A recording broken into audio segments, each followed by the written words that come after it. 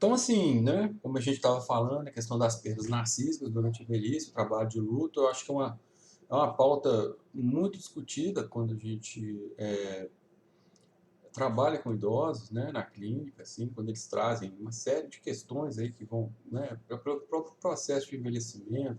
Eventualmente os filhos saem de casa, já pode ser uma primeira forma de luto, né, ou quando aposenta, né, o homem em particular, né, uma sociedade mais patriarcalista, né, e de repente é como se ele aposentado, é como se ele não tivesse mais nada para, enfim, para contribuir com a sociedade, né? Então tem uma série de marcos aí que a gente vai perceber que são vividos pelo sujeito, assim, de forma como realmente uma perda mesmo, né? Muito, uma perda na ordem do próprio ser, né? Algum atributo, alguma característica que te identifica como sujeito, né? Então, inicialmente, para introduzir essa pauta, né, que eu pretendo já, enfim, concluir com ela, né, estou discutindo aqui de uma forma mais dinâmica, né, mais para apresentar minhas ideias. É uma pena que nesse formato a gente não tem muita oportunidade, né, de discutir, mas enfim, né. Então, a referência da perda narcísica é o termo narcisismo, que a gente vai encontrar em Freud, né, e posteriormente o Lacan vai dar uma leitura bem interessante. A gente viu também ali como Sartre, Simone de Beauvoir também se engajam, acho, nessa leitura, onde vão tomar esse espelho no qual Narciso, não sei se vocês conhecem o mito de Narciso, né, uma referência à antiguidade, né, aos mitos da antiguidade. Esse jovem aí que vocês veem nessa imagem, pintada por Caravaggio, né, o pintor italiano, né, e, e esse jovem meio que se apaixona pela própria imagem e, e esse encantamento, esse fascínio se tornou mortífero para ele, né? Já que ele veio se afogar no lago, né? Buscando encontrar essa imagem, que na verdade é o próprio reflexo dele, ou seja, ele se apaixonou pelo próprio reflexo. Então nós usamos o termo narcisismo para designar essa dimensão especular, no qual nossa própria imagem se torna um objeto da mais alta afeição, né? Como eu vinha dizendo no desenvolvimento anterior, essa imagem idealizada que nós alimentamos desde o início das nossas vidas, né? Primeiramente nossos pais alimentaram, né? A gente aprende com Freud isso, que o narcisismo primeiramente é o narcisismo dos pais, que eles depositam isso na criança, logo que ela, até antes de nascer, logo que ela nasce, né, ela já se torna uma depositária do narcisismo dos pais. E a partir daí ela vai desenvolvendo isso ligado à imagem do próprio corpo, vamos dizer assim, enquanto objeto do olhar do outro, né? Então o narcisismo no seu sentido original, com referência a esse personagem que eu mencionei, né, designa o amor pela imagem de si mesmo.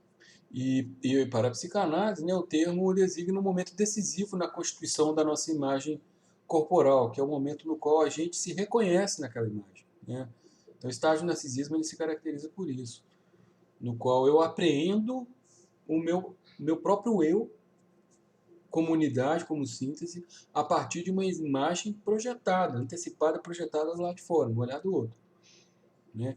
E nesse momento, a resposta que a gente tem, né, da criança, nesse momento, é o júbilo, né, que é aquele sorriso que a criança, aquele semblante sorridente, que é quando ela se reconhece naquela imagem, né? E esse se reconhece é bacana, significa que ela não é aquela imagem, né? Então, assim, eu acho que esse que é o ponto, né? Então, quando particular, quando a gente vai ficando velho, a gente vai vendo que aquela imagem não é mais a nossa, né? Nem sempre é fácil reconhecer isso, né? Então, a velhice, nesse sentido que eu estou falando agora, eu falei no sentido existencial como uma tarefa para criar, né, um momento onde essa tarefa se torna crucial, né? Um sentido, né, uma significação para a sua existência, né? Aqui é um momento do confronto do corpo decadente com um corpo idealizado, quer dizer, né, no qual você não se reconhece mais no seu corpo. Esse é um luto, um dos muitos lutos que o idoso vai ter que fazer, né? Eventualmente nós vamos escutar na clínica sujeitos falando disso, dizendo, por exemplo, não, eu não tenho que ficar me cuidando mais não, porque ninguém vai me querer mesmo, eu não vou ter mais ninguém na minha vida mesmo, às vezes o viúvo, né, ou viúva, né, não consegue se ver como objeto de desejo do outro, assim, com a possibilidade de ser desejado por alguém, o que é uma coisa muito triste, né? Mas, enfim, isso compõe esse quadro, né, de perdas narcísicas. Na nossa sociedade, pela forma como ela assume, né, pelas características que ela tem, as perdas narcísicas não necessariamente são as mesmas, ou não têm a mesma significação para o homem e para a mulher, né? Para o homem, elas vão se refletir sobretudo na dimensão da perda de função, da função de líder ou de provedor, né? Acompanhado de um sentimento de impotência e inutilidade. Seja porque está desempregado ou perdeu o emprego, seja porque se aposentou, né?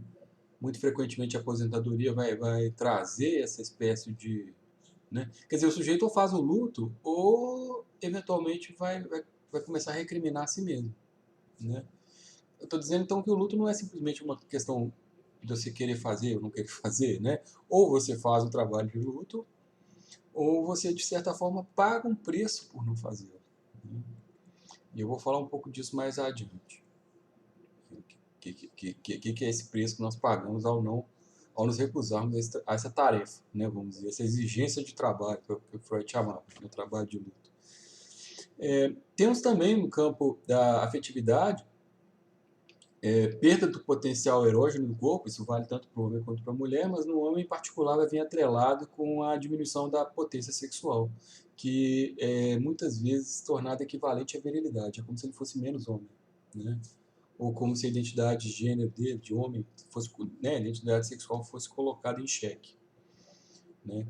Eventualmente nós vamos escutar, nem isso eu consigo fazer mais, né? Ou algo do gênero, né? Bom, na mulher não se sai muito melhor que isso, né? Com esse mesmo declínio do potencial erógeno que eu acabei de mencionar, mas no caso da mulher isso vai afetar o status de objeto de desejo, né?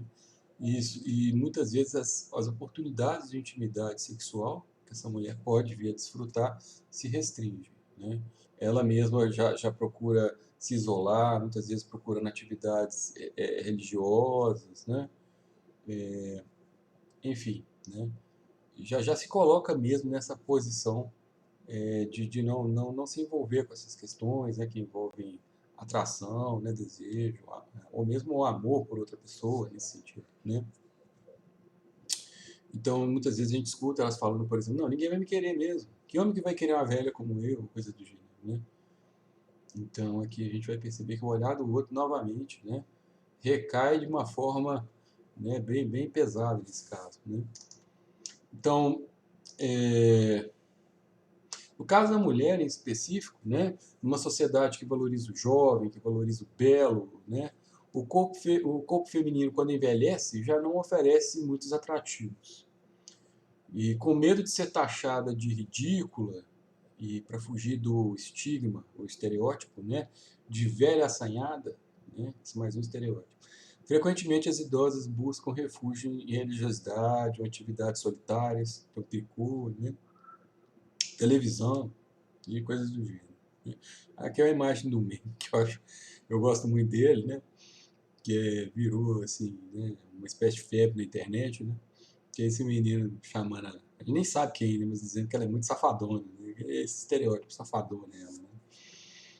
Que é a mulher que mostra desejo. Né? Enfim. Essa é mais um exemplo que eu peguei. Né? Eu já falei, peguei o Freud, já falei do Jean-Paul Sartre, na relação dele com a velhice, da Simone de Beauvoir, e aqui a Susan Sontag. Né? É uma filósofa, jornalista americana, que nos deixou aí uns livros bem interessantes. O pessoal que trabalha na área da saúde certamente já deve ter ouvido falar de livros como, por exemplo, A Doença e Suas Metáforas, que é um livro famoso dela, ou A AIDS e Suas Metáforas. Estudou vastamente essa relação de estigma que a doença traz. Quando a pessoa adoece, é como se ela fosse... Vocês veem, na época da AIDS, por exemplo, quando a AIDS não tinha cura, a pessoa tem AIDS, você não conseguia... Se alguém soubesse que você tinha AIDS, você não ia em lugar nenhum. Ninguém ficava perto de você, ninguém te tocava, com medo de pegar a doença, né? Então, assim, são doenças altamente estigmatizantes, né? Muitas vezes com o estereótipo sexual ligado a elas. Então, a Susan Sontag dizia assim, que um homem, inclusive um homem feio, mantém-se sexualmente elegível até uma idade avançada. É um parceiro aceitável para uma mulher jovem atraente, As mulheres tornam-se inelegíveis numa idade muito mais jovem. Assim, para a maior parte das mulheres, o envelhecimento constitui um humilhante processo de desqualificação sexual. Então, quer dizer, é, o Freud, vocês viram lá quando eu falei dele, ele dizendo da forma dele envelhecer, né? Chega a falar mesmo de uma forma quase como, né, chega uma hora que é melhor você morrer do que uma vida como essa, né? E aqui a Susan Sontag usa essa expressão pesada, né, de humilhante processo de desqualificação pelo fato de você ser velho, né? Eu acho interessante trazer assim da boca de uma mulher isso, né? Como eu sempre digo, porque eu não acho justo eu como homem dizer isso, né? Então é uma citação de uma mulher que experimentou esse estigma da velhice na própria pele e nos traz como um testemunho, um depoimento, né? Então acho que vale aí pela reflexão. E então a pauta é trabalho de luto na velhice, mas afinal do que se trata, né? Nós temos aí uma referência bibliográfica muito importante, que eu aqui vou mencionar, que é o texto do Freud, né, O Luto e Melancolia, é um texto de 1915, publicado em 1917, como uma espécie de complemento, de extensão do texto sobre o narcisismo, né, onde o Freud desenvolve uma teoria do luto, né, muito interessante, por sinal, e uma contribuição à psicopatologia da melancolia.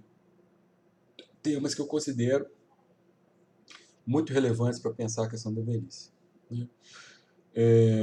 Então, o trabalho de luto, e o termo alemão é o Arbeit, né? O Freud usava esse termo como uma espécie de um termo com significação muito especial. Tanto que ele usava ligado aos sonhos, né? Trabalho dos sonhos, ou trabalho do inconsciente. O trabalho de elaboração durante a terapia ou análise, né? Que a pessoa tinha, que Freud chamava de elaboração, né? Então, assim, é trabalho, elabora, é trabalho. E aqui o trabalho de luto. Então, assim, são várias formas de trabalho psíquico e o luto é uma das mais penosas, sem sombra de dúvida. Daquelas que mais custo tem para a nossa economia psíquica, em termos de sofrimento que provoca, né? O próprio Freud chega a dizer isso, que não é plenamente compreensível porque que isso tem que ser tão dolorido assim, né? Como de fato o é. Então, o trabalho de luto ele é uma elaboração simbólica das perdas narcísicas, ou seja, uma elaboração simbólica da perda imaginária, das perdas que nós sofremos, por exemplo, na imagem do nosso corpo, com a perda do estatuto por exemplo, de objeto de desejo para alguém, por exemplo, no caso da mulher, ou de provedor, ou de potência viril, no caso do homem, por exemplo, né? Então, e isso através da ressignificação da própria história, acompanhada da busca de aquisições transformadoras e projetos para o futuro. E isso é singular para cada sujeito. Não existe uma fórmula pronta, não existe propriamente um remédio para isso. O que existe é apenas a via crucis do trabalho de luto, né? Eu não enxergo aqui uma saída fácil. Como eu falei aqui um momento atrás, ou se faz o trabalho de luto ou se paga um preço por não fazer. E vou falar disso logo mais. Então, assim, não tem muita escolha. Eu acho que um trabalho de terapia, né, de psicoterapia, de psicanálise, uma análise, pode contribuir muito, sim, para que o sujeito faça esse trabalho. Pode colocá-lo, inclusive, no caminho de fazer, pode atuar como facilitador, ou mesmo para alguns pode ser decisivo o fato de fazer a análise, para que ele possa elaborar esse trabalho junto com alguém, já que a gente não faz nada sozinho, na verdade, né? A análise é como se você tivesse um outro, né, para te olhar, vamos dizer, vai te olhar de um lugar bem particular, não um lugar que você está habituado a se ver, né? Então, mais do que um fato natural, fisiológico, cronológico, como quiserem referir, né, o envelhecimento é um processo que implica uma série de perdas e transformações, né?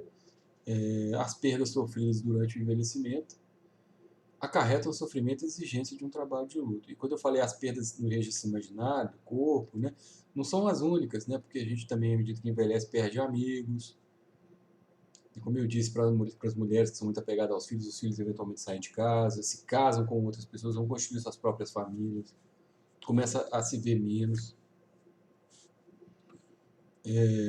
A aposentadoria, eu cheguei a mencionar aqui, eventualmente outras coisas que a pessoa consegue, atividades que a pessoa às vezes vai abandonando por não conseguir fazer, né? E tudo isso vai constituindo aí, enfim, né, uma sucessão de perdas que demandam esse trabalho de luto, né? como eu cheguei a mencionar, então, esse é o envelhecimento, essa tarefa de criar significações para os fatos que marcam nossa existência, né? Alguns idosos encontram saídas que eu considero assim, muito perniciosas, assim, em termos de economia psíquica, não são mais desejáveis, e é frequente vê-los por aí, né? Como, por exemplo, tomar, de certa forma, fazer um certo uso do sintoma, da doença, como forma de demandar o olhar do outro, né? Claro que isso é talvez um último recurso para alguns, então não nos cabe julgar se é a melhor forma ou não, mas às vezes o sujeito não dispõe de outro recurso. Porque o corpo do idoso, ele só recebe a atenção e o toque do outro sob a forma de cuidados prestados a ele. Não se toca esse corpo com desejo. Se toca sempre a pretexto de cuidar, né, enfim, algo do gênero. Então isso é uma coisa muito marcante. Para o idoso, muitas vezes, esse cuidado se torna basicamente a única forma de contato humano que ele tem. Então, ele não pode passar sem. Ficar sem esse cuidado é literalmente perder toda forma de contato humano, né? Então, sendo esta a única forma de relação possível, muitos idosos queixam-se de uma interminável sucessão de sintomas, passando de um especialista a outro, sem que exista qualquer elemento orgânico que possa justificar suas queixas. Quer dizer, é um queixume incessante, né? Sempre relançado, cada vez que ele vai no profissional, né? E essas queixas persistem como forma de se fazer escutar, de ser tocado pelo outro, ou seja, como se estivessem aí para satisfazer uma certa demanda de reconhecimento. Olha, eu existo, eu estou aqui, veja-me, toque-me, né? Então, assim, é como se viesse fazer às vezes disso, né? Alguns idosos, inclusive, se entrincheiram no sentimento de autopiedade, no qual eles se fazem objeto de piedade e compaixão para o outro.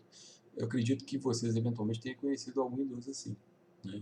É uma posição muito triste, na verdade, né? Uma boa análise, talvez, né, seja possível alavancar o sujeito dessa posição tão incômoda, né? De se fazer objeto de compaixão dos outros, né? Tem formas melhores de viver, sem sombra de dúvida. E isso nos remete àquilo que eu falei, né, da questão do preço que se paga por não fazer o trabalho de luto, né? Bom, ou fazê-lo de uma forma inacabada, vamos dizer assim, né? E a pauta da fuga para a doença, né? O Freud usava esse termo com muita frequência, né? Quando o sujeito se entrincheira no próprio sofrimento e se isola nele. Aqui nós temos então a questão do impasse, né, apresentado pela melancolia, né? Uma forma de sofrimento psíquico cristalizada, que não deixa o sujeito outra alternativa que não o autoextermínio, né? Ou a tentativa de autoextermínio, que é a passagem ao ato que a gente, né? O que nós vamos observar em alguns idosos nessa situação, tem até aí as campanhas que se fazem, eu pus aí um folder, né, de uma delas, inclusive antes da pandemia, porque depois da pandemia a gente sabe que esses índices de suicídio entre idosos, tentativas de suicídio aumentaram, e muito, não foi pouco, em geral, né, mas nos idosos a gente sabe que são mais vulneráveis a isso, a solidão, né, a ficar sozinho em casa, e coisas do gênero, ficar isolado. Na época teve toda uma campanha, na época da Covid, por exemplo, de que idosos não podia sair de casa, em que os jovens deveriam comprar as coisas para os seus velhos, para eles não terem que sair de casa, ou seja, literalmente foram literalmente trancados em casa mesmo, sem poder sair, né, de castigo mesmo, né, durante meses ali a fio. Obviamente não é todo mundo tem estrutura psíquica para suportar um fardo desse, né? Então, em setembro, né, que passou agora, né, é sempre um mês aí que a gente fala muito dessa questão do suicídio, né? Em particular o suicídio de idosos. O sentimento aqui de despersonalização pode ser uma constante, né, inclusive muito perturbadora, no qual o sujeito não se reconhece mais no próprio corpo, como eu falei, uma relação de estranhamento. O sujeito diz assim, não, esse não sou eu, né? Eu não sou isso aí, né? E a partir daí uma série de vicissitudes que vocês vão observar e que podem sim variar de uma pessoa para outra. Sentimento de solidão, a solidão ela é onipresente, assim, eu diria. E é talvez uma das principais variáveis no contexto das tentativas de suicídio e de suicídio levado a cabo de fato. Assim. Às vezes o sujeito se mata dentro de casa e às vezes demora uma semana para saber que o sujeito morreu. Ninguém procura para saber. Porque o sujeito já vinha de um ostracismo, de um isolamento, né, onde ninguém sentia a falta dele. Sabe? Então, assim, né, aqui nós vamos ter, então, por exemplo, sensação de vazio, perda de referências e mortificação do eu. Né? Perda de sentido. Não tem sentido eu continuar vivendo, não faz sentido continuar com isso. Né? A expressão que eu falei da fuga para a doença, né, que vai apresentar eventualmente formas, né, graves, como a própria melancolia que eu mencionei, mas também hipocondria, que é quando o sujeito cisma que tem alguma coisa errada, né, às vezes em algum órgão, em alguma parte do corpo, vai no médico, não tem nada, mas ele insiste que tem uma coisa errada. Né? E aí segue uma espécie de cruzada interminável nos consultórios de vários médicos, um não acha nada e vai em outro, e vai em outro, e vai em outro, e não tem fim. Né? Todo médico já deve ter esbarrado com esse tipo de paciente, que são os pacientes que a gente chama de hiperassíduos, né? Estão sempre lá. Né? Com doença ou sem doença, com dor ou sem dor, eles estão sempre ali. Porque no fundo o que eles querem é atenção.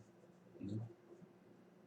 E por fim, né, a encruzilhada melancólica, né, do masoquismo moral, né, da autopiedade, com sentimento de culpa, de inutilidade, com autorrecriminações e tendências suicidas e autodestrutivas. Né? Um sujeito que aprende a odiar a si mesmo. Né? Algo muito sério, claro que vai assumir formas diversas de um para outro, né? Quero que claro que né, a forma de cada um sofrer com isso é única. Né? Aqui eu coloquei para vocês um caso mais recente, né, do Flávio Migliasso, né, um idoso aí, que também chegou a uma idade avançada e assim, pelo menos fisicamente saudável, psiquicamente a gente não sabe, né? Mas ele suicidou, ele deixou uma carta, né, de despedida. E aí um trecho, né, que ele escreveu, né, 85 anos, jogados fora. Quer dizer, é muito interessante isso. É uma espécie de. É uma coisa meio apocalíptica, vocês percebem? Porque um cara que viveu 85 anos, ele olha para trás e fala assim: nada valeu a pena. Nada. Essa vida não valeu a pena. A humanidade está indo para um mau caminho, ela não deu certo, ela está fadada à decadência. A minha vida de 85 anos foi um lixo. Eu, se eu pudesse, não teria nem. Jamais viveria isso de novo. Né? E desiludido com consigo mesmo, com o seu país, com a sua própria vida. Né? E, e a gente vê aqui no final dessa passagem um rastro de generatividade, né? Que é pensar nas gerações futuras. Quer dizer, termina a carta com uma ponta de esperança. Né? Quem sabe, cuidem das crianças de hoje, quem sabe delas a gente não possa esperar dias melhores. Então, muito triste a carta, como vocês podem imaginar, e vinda de uma pessoa, né, de um grande ator, né, que é fonte de inspiração para muitos. E é sempre muito chocante perder a pessoa nessa circunstância, né, por conta de autoextermínio, é muito chocante. Não é como um outro tipo de morte, né, a gente sabe que traz um estigma, né, o suicida, vamos dizer assim. Bom, gente, a partir disso, então, né, podemos dizer que esse trabalho de luto na velhice, ele é fundamental. Enfim, não há muita opção, né? A forma como cada um vive e elabora esse luto da imagem perdida, no entanto idealizada de si mesmo, né? É singular. O sujeito que envelhece bem é aquele que conta com os recursos psíquicos para modificar e, e redirecionar seus investimentos afetivos, mantendo sempre seu enlace com a vida. Seja com a vida dos mais jovens, através da generatividade, ou de seus semelhantes. Ele busca participar, está sempre presente. Né? O isolamento é sempre um mau sinal nesse sentido. Né? Aquele idoso que você passa, às vezes, os familiares passam um mês inteiro sem ver. Né? É sempre muito complicado isso, por causa da questão da vulnerabilidade que eu já falei. Né? Isso nos remete também a uma reflexão sobre transitoriedade e valor, né? Ou seja, uma reflexão ética. Né? Porque, apesar de todos os pesares, de tudo que se pese contra, a incidência da finitude, a antecipação do próprio fim, pode ser positiva para alguns sujeitos, ao contrário do que a gente possa pensar. Né? Ao se defrontarem, por exemplo, com a iminência da morte, a possibilidade realmente deles morrerem, eles se mudam, se mobilizam para tomar uma série de decisões que eles nunca tomaram, eles terminam tarefas que deixaram inacabadas, se tem que pedir desculpa para alguém, eles vão atrás da pessoa, vão, olha aquilo que aconteceu anos atrás, eu vou desculpar. Quer dizer, eles sentem uma premência de pôr tudo em dia. É muito interessante isso. Alguns sujeitos experimentam isso. Quando você põe limite, né? Tipo, nossa, eu estou morrendo, eu tenho que resolver isso agora. Não posso deixar para depois, eu não posso adiar. Né? Então, alguns sujeitos experimentam esse limite como uma coisa positiva em termos de desejo. Sustentam ele de forma mais decidida seus compromissos, seu laço com os outros, né, com o seu desejo. É bem interessante que alguns precisam estar na iminência da morte para agir, para resolver suas pendências, para se mobilizar, enfim, para sair da zona de conforto. Né? E para concluir, gente, aqui essa conversa rápida que eu tive com vocês, né, sobre esses tópicos que eu acho interessantes para refletir sobre a velhice, né, é uma pena que, enfim, né, não seja uma discussão isso que nós estamos tendo, mas uma coisa meio monólogo, né? Então acaba não tendo a mesma riqueza do que um diálogo poderia ter, né? Mas enfim, fica aí como um tema de reflexão que não há uma única concepção de velhice, já que ela sempre deve ser pensada de acordo com o contexto político e econômico nos quais se situa. Né? A forma de entendê-la incide diretamente na forma de abordá-la. Então, assim, é mais ou menos de onde eu comecei. Né? A forma como nós entendemos a velhice é a forma como nós vamos viver a nossa velhice e abordar a velhice de outros. Né?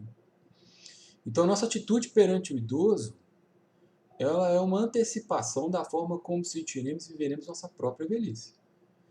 Se consideramos o curso de nosso desenvolvimento apenas como uma gradual sequência de aquisições previamente instituídas, visando um futuro produtivo na sociedade, corremos o risco de padecer da nossa história ao invés de construí-la. Fica aí essa passagem que eu acho muito bonita, né? Essa reflexão, né? De que, na verdade, quando a gente envelhece, a gente não muda tanto assim, a gente continua basicamente a mesma pessoa. O que muda mais é a forma como os outros nos veem. Né? Então, eu acho que isso é bem importante. Isso é um assunto que certamente deveria ser mais falado, mais conversado, ainda mais no contexto onde a gente ruma, né, para um envelhecimento populacional mesmo, aqui no Brasil em particular, né, com um aumento, né, nos índices de população idosa, como a gente sabe, que é uma tendência em muitos países e é também a tendência no Brasil, e isso certamente precisa, né, acarretar mudanças na forma de ver esse sujeito, né, se colocar diante dele, enfim. Então fica aí essas reflexões, aqui minhas referências que eu usei na minha fala aí, né, algumas aqui da Ligia cheguei a falar dos arredores da morte, né, e, e o texto do Freud, né, e os outros autores que eu fiz referência também. Fica aí como, enfim, para quem tiver interesse em, enfim, aprofundar a leitura, conhecer mais sobre, né. E no mais é isso, gente. Qualquer coisa me coloco à disposição, né, para comentários, dúvidas, qualquer coisa. Foi um prazer participar do evento do Trote Solidário. Foi um grande prazer estar aqui com você mais uma vez. Um abraço a todos e fiquem bem.